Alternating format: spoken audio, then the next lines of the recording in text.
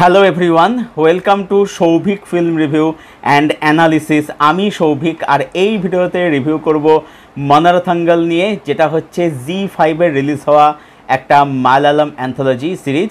তো এই অ্যান্থোলজি সিরিজটা হলো কেমন জানবো আজকের ভিডিওতে। So let's start. তবে রিভিউতে আসার আগে আমি প্রত্যেককে আরও একবার মনে করে দিই, সেটা হচ্ছে যে এই মুহূর্তে দাঁড়িয়ে আরজিকর কাণ্ড নিয়ে যা কিছু আমরা ঘটতে দেখছি তার প্রতিবাদ করা থামিয়ে দিলে চলবে না।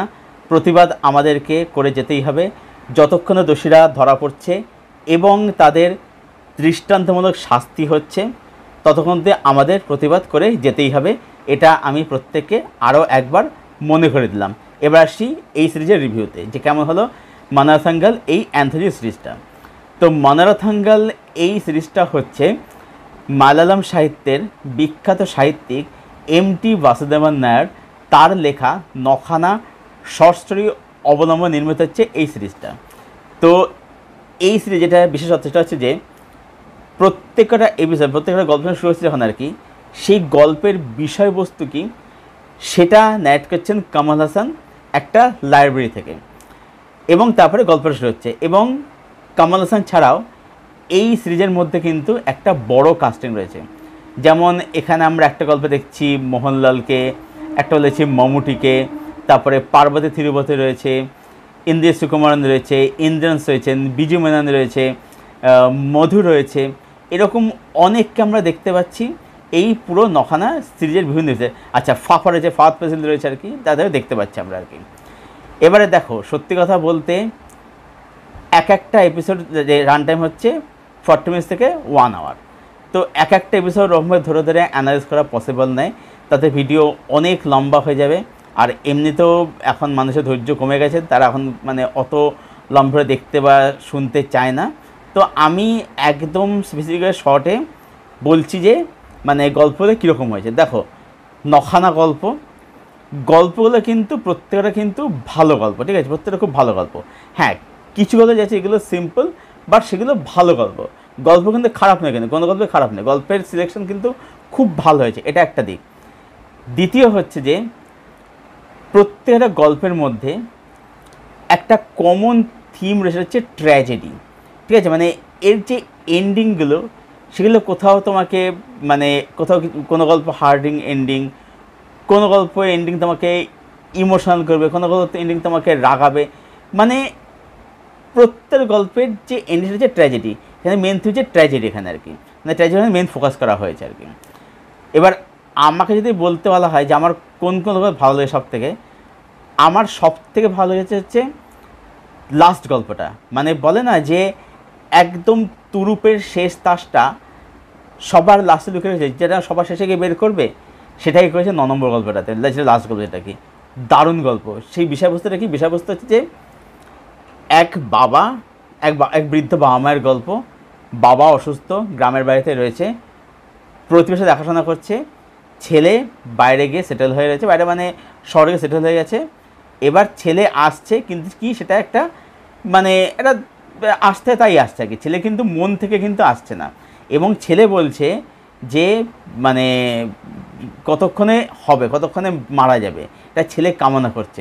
এটা হচ্ছে গল্পের বিষয়বস্তু আর কি, যে বাবা মা ছেলেকে বড় করেছে, কিন্তু ছেলে শহরে গিয়ে সেটেল হয়ে সে বাবা মাকে ভুলে গেছে, বাবা মা গ্রামে এরকমভাবে অবস্থায় রয়েছে, গ্রামের বাড়িতে আর কি।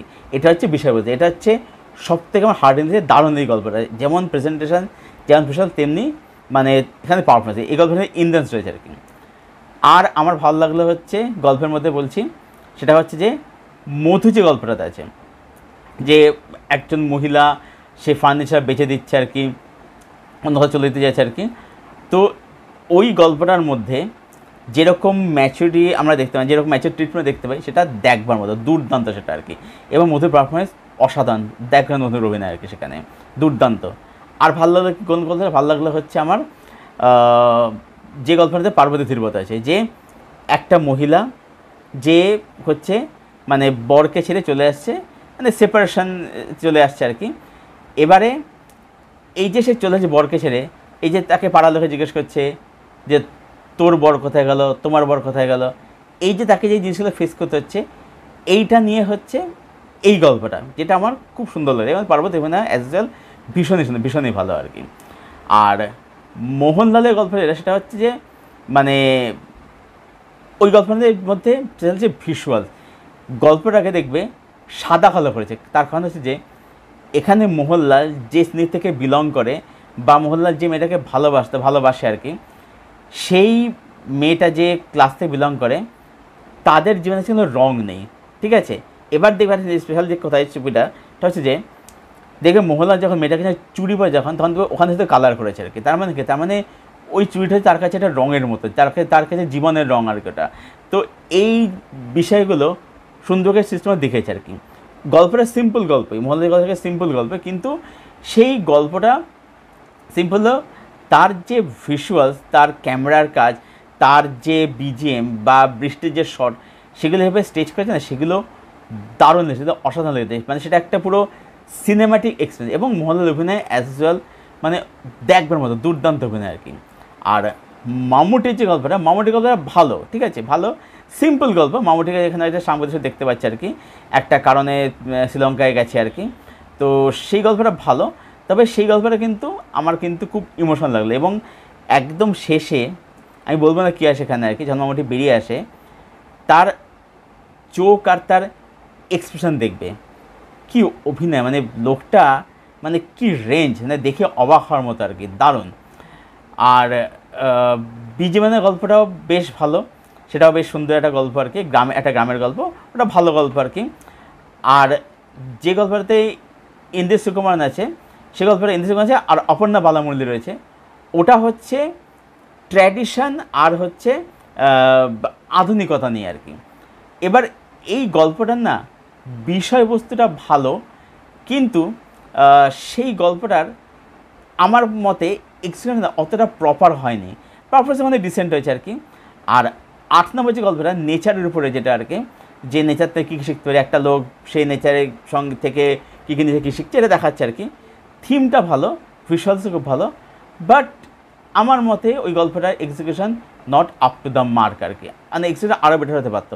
আর সবথেকে দুর্বল লেগেছে হচ্ছে ফাফার গল্পটা, সারলো ওই গল্পটার মধ্যে সত্যি কথা বলতে কেন মানে ও বিড়ালটাকে পছন্দ করতো, শার্লক একটা বিড়ালের নাম আর কি, কেন এই বিড়ালটাকে পছন্দ করতো না, কী কারণ, কী বৃত্তান্ত, এগুলো না ঠিকভাবে ফুটে ওঠে না আর কি গল্পটার মধ্যে। এটা আমার কাছে সব থেকে মানে খারাপ লেগেছে আর কি। মানে খারাপ বলতে আমি বলছি গল্পটা খারাপ, গল্পটা ভালো, কিন্তু অন্যান্য গল্পের তুলনায় আমার এই গল্পটা সব থেকে দুর্বল বলছে, এই গল্পটা আর হচ্ছে 8 নম্বর গল্পটা।